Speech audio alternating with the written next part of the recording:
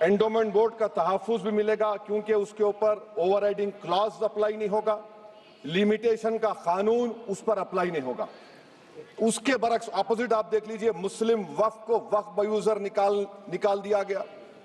एक मुस्लिम वक्फ की जायदाद पर कब्जा होगा, लिमिटेशन लगेगा तो जो एनक्रोचर है, जो खाबिज है, वो रातों रात मालिक बन जाएगा और एक गैर मुस्लिम वक्फ बोर्ड को एडमिनिस्टर करेगा। ये आर्टिकल 14 के इक्वल प्रोटेक्शन का वायलेशन।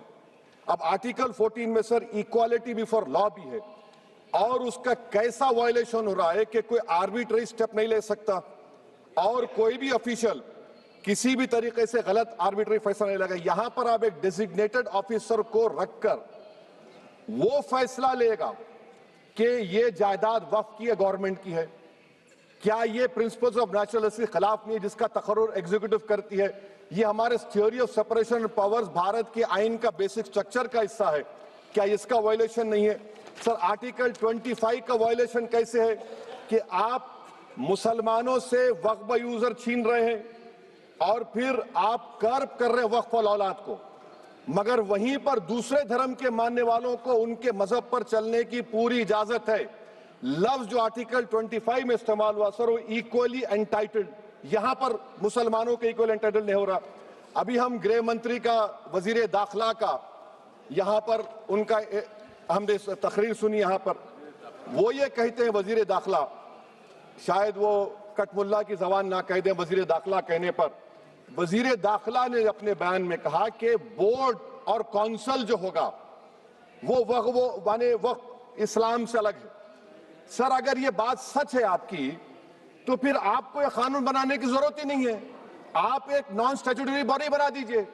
ये जो कानून बन रहा है ना सर, ये आर्टिकल 26 इसका सोर्स है और आर्टिकल 26 जब इसका सोर्स है तो आर्टिकल 26 का ABCD क्या कहता है कि रिलीजियस डिनोमिनेशन को अपने मजहब के अफेयर्स खुद चलाना, मूवेबल इमूवेबल प्रॉपर्टी को लेना और एडमिनिस्टर करना। जब हिंदू धर्म को, बौद्ध धर्म को, सिखों को यह राइट दिया गया है तो आप कैसे मुसलमानों से छीन रहे हैं? तो ये आर्टिकल 26 का ग्रेव वायलेशन है। तो सर अब वक्फ यूजर का मामला देखिए, मिनिस्टर साहब ने कहा कि एंक्रोचमेंट हो रहा है, 17,000 एंक्रोचमेंट हुए हैं। तो यही नरेंद्र मोदी की हुकूमत ने 2014 में उस वक्त के मंत्री ने एक वक्फ properties eviction of unauthorised occupants bill को इंट्रोड्यूस किया। आपने विड्रॉ कर लिया 2024 में उसको। क्यों विड्रॉ किया सर आपने? जब आप मान रहे थे कि एंक्रोचमेंट हो रहा है तो आपने बिल को विड्रॉ कर लिया। अच्छा सर, अब वक्फ यूजर को आपने निकाल दिया, माने कंडीशन क्या लगाए कि अगर उसमें डिस्प्यूट होगा और गवर्नमेंट प्रॉपर्टी होगी। सर डिस्प्यूट तो है, मिसाल के तौर पर मोहिबुल्लाह साहब जिस मस्जिद के इमाम है, पार्लियामेंट के सामने मस्जिद है सर, 123 प्रॉपर्टीज में मस्जिद है, डिस्प्यूट चल रहा है। कल कलेक्टर या डिस्ट्रिक्ट ऑफिसर बोलेगा कि भाई साहब ये गवर्नमेंट प्रॉपर्टी है, स्टिकर लगा दिया जाएगा, मस्जिद बंद, गवर्नमेंट प्रॉपर्टी हो गई, होगी ना सर? अब ये बताइए, आप जब से यहां पर पूरे बीजेपी रूलिंग पार्टी हमको ज्ञान दे रहे हैं कुछ नहीं होगा, कुछ नहीं होगा, मैं दलील के साथ बता रहा हूं आपको। ये मस्जिद दिल्ली गवर्नमेंट बोलती हमारी है, वक्फ दिल्ली वक्फ बोलता हमारी है। तो सर वक्फ यूजर, अगर मैं अपनी गवर्नमेंट के खिलाफ वक्फ बोर्ड वक्फ यूजर इस्तेमाल नहीं करेगा तो क्या है सर? अच्छा, ये अमेंडमेंट जब हो जाएगा तो मुझे कहने दीजिए सर, सिर्फ प्राचीन मंदिरों की हिफाजत होगी, मस्जिदों की नहीं होगी। अब सर आप आ जाइए, अगर डिस्प्यूट मेरा एंशिएंट मॉन्यूमेंट से वक्फ का, एक मिसाल दे रहा हूं, दिल्ली में 172 वक्फ प्रॉपर्टीज ASI कंट्रोल में है, मैं तो हार ही गया वो, क्योंकि मेरे पास डॉक्यूमेंट नहीं है। आप कह रहे हैं कि डॉक्यूमेंट चढ़ाओ। अगर मेरा गवर्नमेंट से डिस्प्यूट चल रहा है, मैं तो क्लेम ही नहीं कर सकता क्योंकि आप जज बनेंगे, आप ही फैसला करेंगे और जब तक आप फैसला नहीं करते वो वक्फ की प्रॉपर्टी नहीं होगी। वो प्रोविजन डाल दिया आपने। अच्छा, अगर मेरा डिस्प्यूट एनक्रोचर से होगा सर, तो एनक्रोचर में तो आपने तो 107 को डिलीट कर दिया। आप रातों रात खाबिज को, एनक्रोचर को मालिक बना रहे हैं। सर मैं ये पूछना चाहता हूं आपके जरिए हुकूमत से, एक मुंबई में एक बहुत बड़े दौलतमंद है, खोजा बरादरी का यतीम खाना था, उन्होंने 2004 या 5 में 22 करोड़ में खरीद लिया। वो केस सुप्रीम कोर्ट में क्या आप उनको मालिक बनाना चाहती हैं लिमिटेशन एक्ट अप्लाई करके? हमको बताइए, हम जानना चाह रहे हैं। और सच्चर कमेटी ने सर 2007 में कहा कि दिल्ली के 123 प्रॉपर्टीज की मार्केट वैल्यू 6000 करोड़ की है। आज हम 2025 में आ गए, क्यों आप उन प्रॉपर्टीज के खिलाफ पड़े हुए? 1976 में उस वक्त के वजीर आजम इंदिरा गांधी लेटर लिखा, इसको आप दे दीजिए, मगर आप उसको मानने को तैयार नहीं है। तो सर और एक जो झूठ फैलाया जा रहा है, management empowerment efficient development. Sir, this bill takes any management from the hands of Muslims, disempowers the Waqf in comparison to any other stakeholder, takes away the efficiency of administration and hampers development. Waqf disempowerment in the name of efficiency, inefficiency is being created. The progress of development from pre-independence till today sought to be destroyed. Sir, अभी हमारे home minister साहब ने फजल पुकाया case का जिक्र किया। Sir, मैं आपसे गुजारिश करूंगा कि होम मिनिस्टर जरा अच्छे लोगों को रखकर इंफॉर्मेशन ले। फजल पुकाया का ऑबिटर क्या है? इट इज ऑबिटर, वो रेशियो डेसेंडेंटाई नहीं है जो आपने कहा है। अच्छा सर, शेड्यूल ट्राइब के बारे में कहा, क्या शेड्यूल ट्राइब में मुसलमान नहीं होते? शेड्यूल कास्ट में नहीं होता मुसलमान, शेड्यूल ट्राइब में मुसलमान होता। तो क्या आर्टिकल 25 मेरा चला गया, आर्टिकल 26 चला गया, आर्टिकल 14 चला गया, 15 चला गया, 29 चला गया? लक्षद्वीप का एक मुसलमान एमपी है, क्या उसको राइट नहीं है क्योंकि ट्राइबल है? क्या कह रहे हैं आप? इस ऐवान को क्यों गुमराह कर रहे हैं आप शेड्यूल ट्राइब के नाम पर? सर, और एक चीज जो आपको बता रहा हूं सर, अब आप जब आर्टिकल 26 से मेरा सोर्स है, तो आप सेंट्रल वक्फ काउंसिल में 22 में से 10-11 आप नॉन मुस्लिम को बना सकते हैं। रिलीजन न्यूट्रल आपने कह दिया, और आप बनाएंगे, क्यों बनाएंगे आप? स्टेट वक्फ बोर्ड में 7 नॉन मुस्लिम होंगे और 4 मुसलमान। क्यों होंगे? क्योंकि आप लॉ में 95 में डायरेक्ट मैनेजमेंट में ले सकते हैं 5 साल के लिए। आप वक्फ यूजर को आप कलेक्ट डिस्ट्रिक्ट ऑफिसर बोलेगा ये वक्फ की प्रॉपर्टी नहीं है, तो वो वक्फ बोर्ड खामोश बैठ जाएगा, कुछ एक्शन ही नहीं लगा क्योंकि वो आपके प्यादे हैं। अच्छा, जब आप नॉमिनेट करेंगे सर मैं मोदी गवर्नमेंट के खिलाफ नो कॉन्फिडेंस ला सकता हूं, मगर वक्फ बोर्ड का चेयरमैन जो नॉमिनेट होगा उसके खिलाफ नो कॉन्फिडेंस नहीं ला सकते, हम बिल्कुल नहीं ला सकते। क्या मजाक है बताइए आप? ये डेमोक्रेसी है। नॉमिनेट भी स्टेट गवर्नमेंट करेगी, वो अगर डिक्टेटर बन जाएगा जैसा आज भारत में हो रहा है तो वो भी नहीं हटेगा। कम से कम यहां पर तो इलेक्शन है, वहां पर तो आप 5 साल झेलते रहो उसको। अच्छा सर, अब ये जो क्लॉज 11 और क्लॉज 9 आप 16AA से देखिए, where the qualification of the members of the board has been limited only to 3 categories contained in 14(1)(c). Intention is very clear that the majority is to be packed with non-Muslims. So who will defend my interests, sir?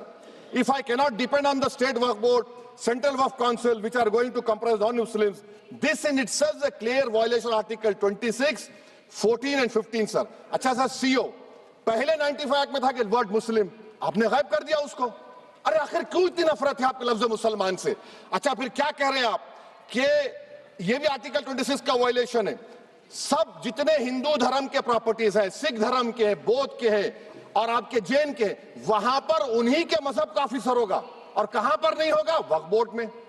Waqf board is a pure religious institution, इसको समझने की जरूरत है। तो आप ये कर दे रहे हैं सर। अच्छा सर, आप देखिए, अब आप आ जाइए ये ट्राइब्यूनल पर।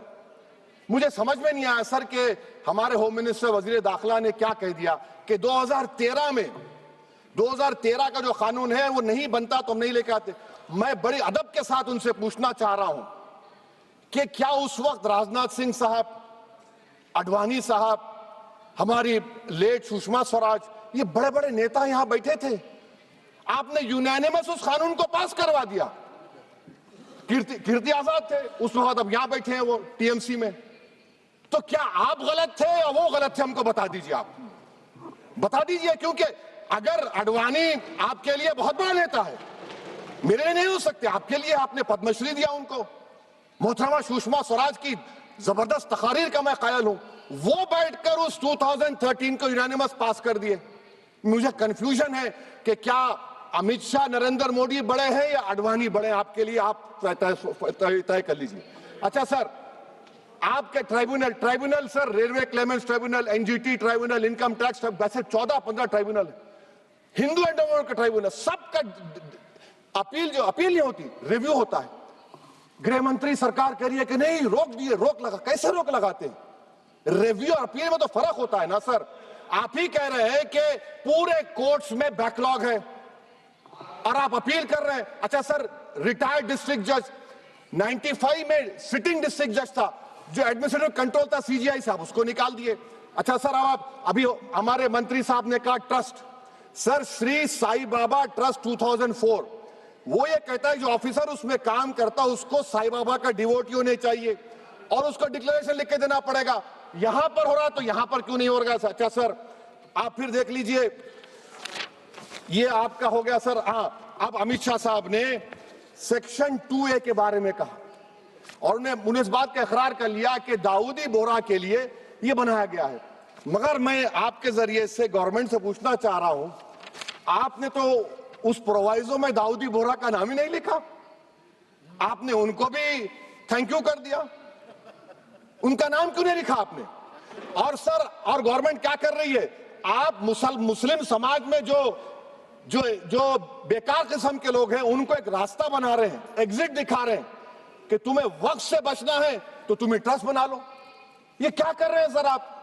कम से कम उन दाऊदी बोहरा को आप दे देते। अच्छा sir, clause 3V section 36 clause 18 देख लीजिए, oral Waqf, oral appointment has sought to be discontinued even though it is recognized practice in Islam. Muslim personal law is recognized oral waqf and 1937 Shariat Application Act. Sir, आप clause 39 पर आ जाइए, 5 साल के लिए मुसलमान। मैं किरण रिजिजू से पूछना चाहता हूं, सर दाढ़ी रखे तो मुसलमान प्रैक्टिसिंग है या क्लीन शेव आपकी तरह है? तो बताइए हमको, प्रैक्टिसिंग क्या होगा? अच्छा, किसी को पकड़ के मॉब लिंच कर दिया और बोले कि JSR का नारा लगाया, और वो JSR का नारा लगाया तो क्या मुसलमान रहेगा? नहीं रहेगा। या फिर देश के प्रधानमंत्री ने कहा था कपड़े देखकर पहचानो, तो क्या कपड़े देखकर आप कह देंगे? अच्छा, अगर कोई क्रिश्चियन हिंदू धर्म कबूल करता है तो क्या वो मंदिर को दे सकता प्रॉपर्टी? फिर भारत के संविधान में आर्टिकल 300 क्यों है सर? राइट टू इक्वालिटी क्यों है? फ्रीडम ऑफ रिलीजन क्यों है? 5 साल कहां से लाएंगे? अच्छा सर, और एक चीज सर, और एक चीज मैं आपको बोल के खत्म कर दूंगा सर। इस बिल में वक्फ औलाद का सर, इसमें आप देखिए clause 432, the creation of waqf al-awlad shall not result in denial of inherent rights to heirs, including women heirs or the waqif or any other right of person. Sir, ये article 25 का violation है, शरीयत application act 37 का violation, article 300A का violation है। अच्छा, हिंदू धर्म में सेल्फ एक्वायर्ड प्रॉपर्टी को एक हिंदू, अब उसके फर्ज के 2 बच्चे हैं, वो एक को अपनी पूरी दौलत दे सकता है, कोई रोक टोक नहीं है। वो कहेगा नहीं मैं घर के बच्चों को नहीं दूंगा, मोहल्ले के गरीब को दे दूंगा, वो भी कोई रोक टोक नहीं है। वहां पर आपको बच्चों की फिक्र नहीं है। जब मैं अपनी प्रॉपर्टी को अल्लाह को मालिक बनाकर दे रहा हूं, आप कह रहे बच्चों की फिक्र नहीं है। इतनी मोहब्बत आप बिल्किस बानो से दिखा देते तो आपके लिए दुआएं देती आपके लिए। तो सर, आप दूसरी बात आप देख लीजिए सर, आखिरी बात कहकर मैं अपनी बात को मुकम्मल कर रहा हूं सर। नहीं खैर, मैं मुकम्मल कर रहा हूं। स्पीकर साहब बहुत टाइम दे दिए। सर आप देखिए, इसमें अमित शाह साहब बोले कि इतनी प्रॉपर्टीज का कब्जा हुआ, चोरी हुई, ये हुआ। सर, क्लॉज 2652A सेक्शन, अगर कोई प्रॉपर्टी बेचता है 2 साल की सजा थी, आपने क्या कर दिया? उसको 6 महीने कर दिया। नॉन बेलेबल था, आपने बेलेबल कर दिया। सेक्शन 40 की बात करते हैं। सेक्शन 40 में सर हमको जो ज्वाइंट वर्किंग कमेटी का जो नोट्स दिए, उसमें मिनिस्ट्री ऑफ माइनॉरिटी अफेयर्स ने कहा कि 30 साल में 515 केसेस सेक्शन 40 के और सिर्फ 8 लोग कोर्ट को गए। वक्फ यूजर का कानून तेलंगाना आंध्रा में है, सेक्शन 40 का कानून तमिलनाडु 63 है, आंध्र प्रदेश में 43 है। और सर आप डायरेक्शन दे रहे हैं। अच्छा, क्लॉज 4218B देखिए सर, आप रूल बना रहे हैं, कोऑपरेटिव फेडरलिज्म के खिलाफ है, इतना रूल बना रहे हैं। और आखिर में सर मैं आपको बताना चाह रहा हूं स्पीकर साहब, ये बिल का मकसद सिर्फ मुसलमानों को जलील और रुस्वा करना है, मुसलमानों को दूसरे दर्जे का शहरी बनाने का इनका मकसद है। सर अगर आप हिस्ट्री को पढ़ेंगे तो महात्मा गांधी उस वक्त के व्हाइट अफ्रीका में सफेद फार्म अफ्रीका के कानून को महात्मा गांधी ने कहा था कि ये मेरा कॉन्शियंस इसको मानता नहीं, मैं इस कानून को कबूल नहीं करता हूं। तो महात्मा गांधी ने क्या किया? उन्होंने उस कानून को फाड़ दिया, तो मैं गांधी की तरह इस कानून को फाड़ता हूं। ये अनकॉन्स्टिट्यूशनल है सर। इस देश में झगड़े पैदा करने का काम बीजेपी करना चाहती है मस्जिद और मंदिर के नाम पर, इसीलिए मैं इसका कंडेम करता हूं और मैं आपसे गुजारिश करता हूं कि मैंने अपने 10 अमेंडमेंट दी है, आप इसको कबूल करिए सर, मुझे बोलने का मौका दीजिए और उस पर डिवीजन का मैं डिमांड भी करूंगा। Thank you sir.